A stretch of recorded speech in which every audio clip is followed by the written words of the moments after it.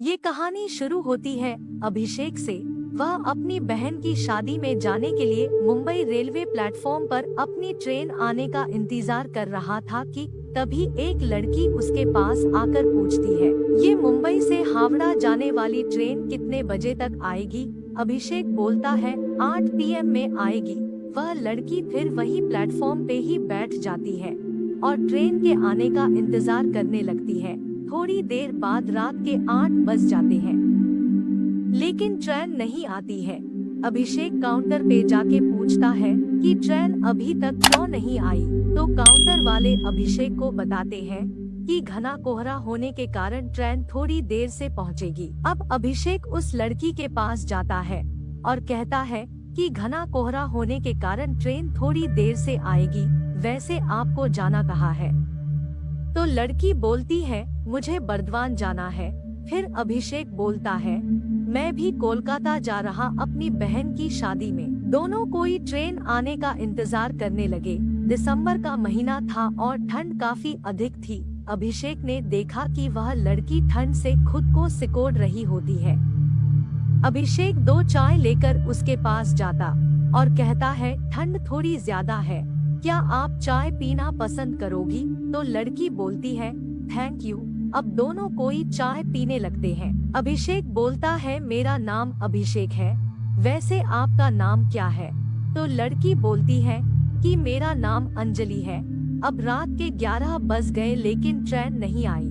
अभिषेक ने अंजलि से कहा कि चलो हम वेटिंग हॉल में जाकर बैठते हैं, यहाँ पे ठंड भी बहुत लग रही है। दोनों वेटिंग हॉल में जाकर बैठ जाते हैं। थोड़ी देर बाद अंजलि सो जाती है। अब अभिषेक के आंखें अंजलि को ही देख रही होती है।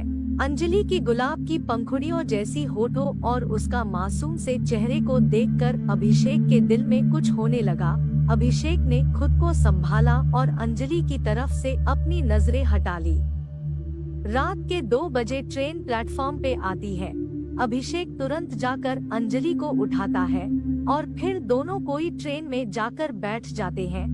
अंजलि अभिषेक से पूछती है, आप मुंबई में क्या करते हो?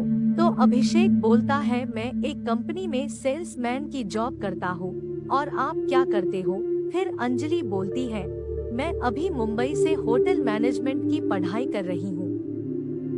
दोनों एक दूसरे से बातें करने लगे और बातों ही बातों में अंजलि ने अभिषेक से पूछा कि क्या आपकी शादी हो गई है? अभिषेक मुस्कुराते हुए कहता है, नहीं, अभी तक तो नहीं हुई। फिर अंजलि पूछती है, आपकी कोई गर्लफ्रेंड है?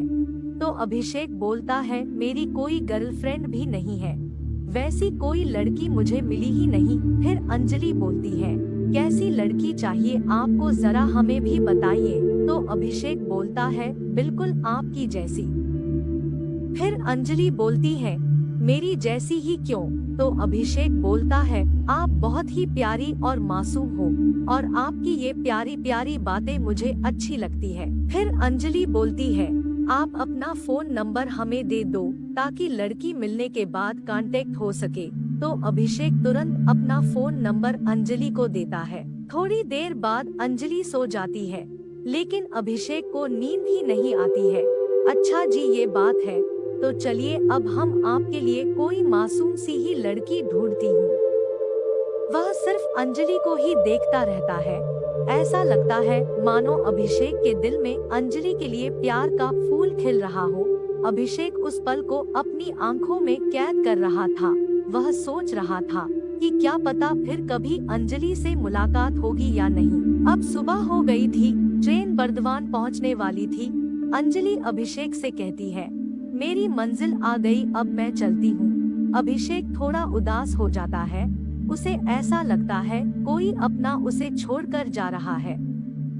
ट्रेन बर्दवान स्टेशन पे रुकती है और अंजलि मुस्कुराते हुए अभिषेक को अलविदा कहती है। अभिषेक ट्रेन की खिड़की से अंजलि की तरफ देखता है। अंजलि भी अभिषेक को आखिरी बार पीछे मुड़कर देखती है।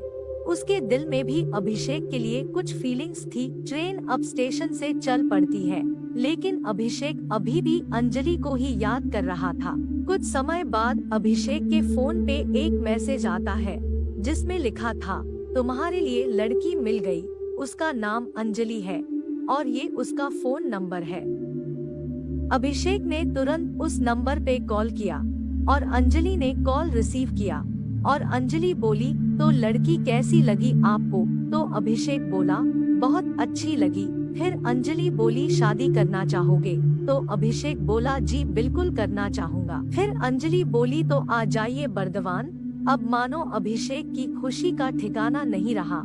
उसे उसकी सपनों की रानी जो मिल गई थी। अभिषेक घर पहुंचने तक अंजलि से ही बातें करता रहा।